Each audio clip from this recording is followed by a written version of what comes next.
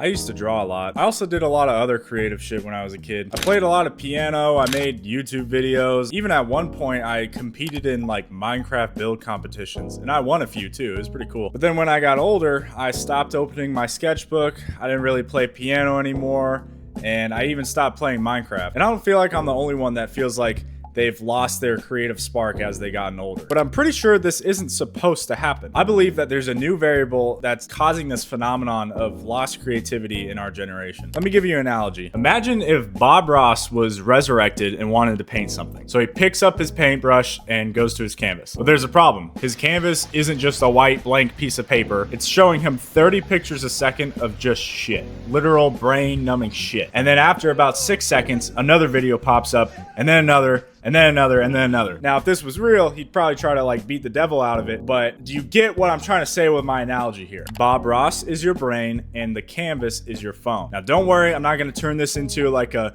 technology bad, we gotta stop getting off our phone, because you fucking know that already. My point is here is that how do you expect your brain to work as it did when you were a kid with all this creativity, all these ideas, all these new hobbies that are fun and interesting when you're constantly flooding it with literal gigabytes of information? This is gonna be a crazy concept, but you gotta allow your brain to have room to be a brain. Listen, I like to eat a lot, okay? But I don't want to get fat. So every day I go on like a 45-minute walk around my neighborhood. Now I usually just put in some headphones, listen to a YouTube video or like a podcast or some music or like call a friend or something. But a couple weeks ago, my phone was at like 15%. So I decided won't take it. I don't want it to die. So I'll just walk without it, right? For the first 10 minutes, it was pretty boring. Like I'm just fucking walking. It's hot. I'm looking at trees and shit. It's boring. But then suddenly it felt like my brain just like switched on. I started thinking about all this like positive shit, like how to improve my life and all that, like what I should do when I get home. It felt like I was at like a level of thinking that I hadn't had access to for like a really long time. That exact walk a couple weeks ago was literally the moment that made me start posting to this YouTube channel again,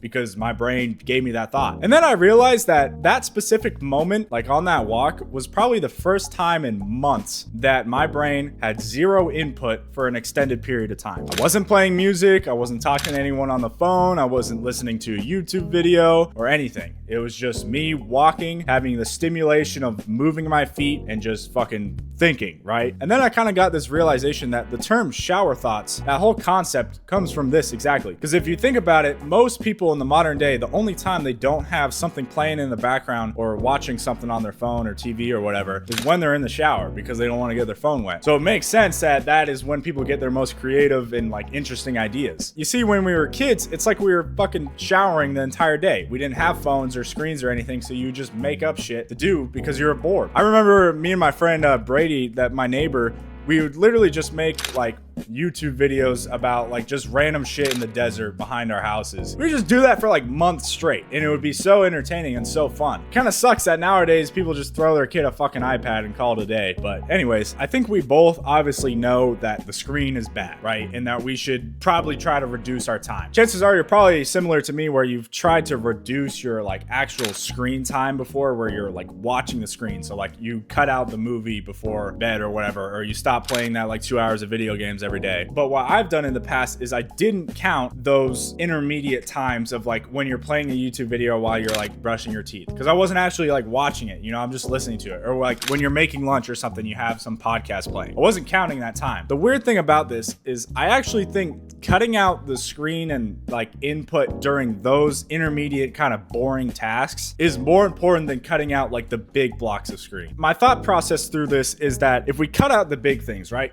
Yes, it's good. You save time. You're not wasting time on like stuff that doesn't really matter, like video games or movies or shows or whatever. But without that, you're just gonna have a block of nothing in your day, like 4 hours of just nothing. Like, and you're probably just gonna end up going back on your phone. But if you focus on cutting out the times where you're doing a boring task, like folding your laundry or taking your dog on a walk, and you're listening to something in the background, those activities are creating a really optimal, like low stimulation level for your brain to have a perfect breeding ground for creativity creativity and new ideas. I genuinely think that having this constant input throughout our days is the main source of so many people's like creative block, lack of motivation, lack of discipline, procrastination. All these things just stem from being like generally mentally fatigued from the constant input you're putting into your brain. So now that I've kind of explained that to you, how do we actually reduce input practically? 2 words: dopamine detox. I'm gonna dumb it down real quick just so I can kind of explain to you dopamine levels and all this shit and why it would actually help you. Okay, so basically dopamine is like the motivation chemical. It's the thing that makes you want to do things. So here we have a graph of what your dopamine level looks like throughout the day. And this dotted line is your baseline dopamine level. This pretty much represents X motivation. Now, if you do a bad habit, your dopamine level will actually increase for a little bit as you're doing it, like playing video games or something. But then as soon as you stop, it'll go below the baseline level. And now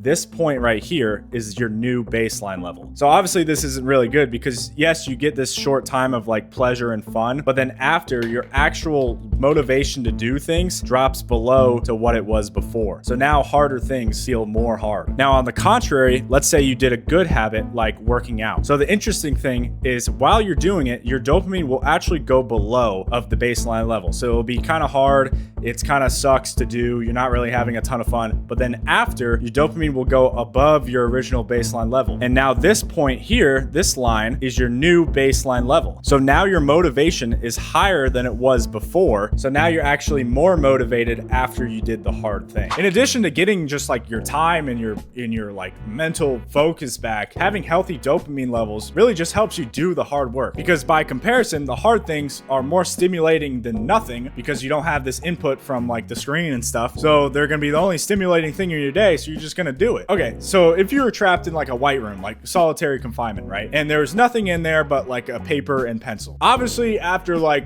30 minutes or probably even less, probably like 5 minutes, you're gonna start like writing something or drawing something, no matter how much the day before you didn't feel like doing it, just because there's nothing else to do. Or let's say like a more realistic example, let's say you kind of set a rule for yourself where you're not going to allow any screen or entertainment before you go to the gym. Like, yeah, you could wait and just sit on your couch and do nothing and like procrastinate the gym, but if you actually just don't break the rule, you're probably going to get so bored that you're just going to be like, all right, might as well go work out because there's nothing else to do. I've been on a full dopamine detox for, I don't know, a few days now, and apart from obviously just having more time, I've also picked up all of my old like childhood hobbies. Look what I drew last night. It's like a little like ruined town thing on, I don't know, like some ocean and shit. I also started ripping the keys again. Here's a little clip.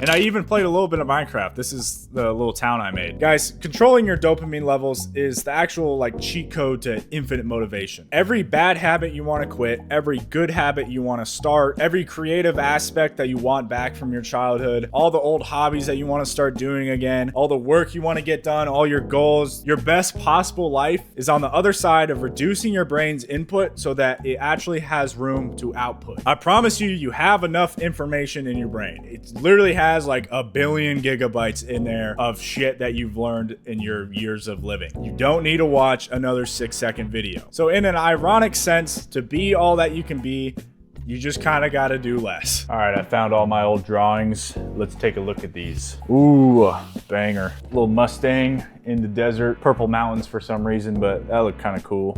Oh, this one was like one of my really realistic ones. I just wanted to do hands and then a shoe. I don't know why I fucking put the shoe there, but fucking balls and shit. Hold up here. Got some bangers coming up. We got a jet and a Tesla. There we go. This was a Corvette C8. You can see I just didn't do the wheels because they were too hard, but oh, hold up. This was a good one. Little GTR shaded. Here's a disproportionate Honda Civic.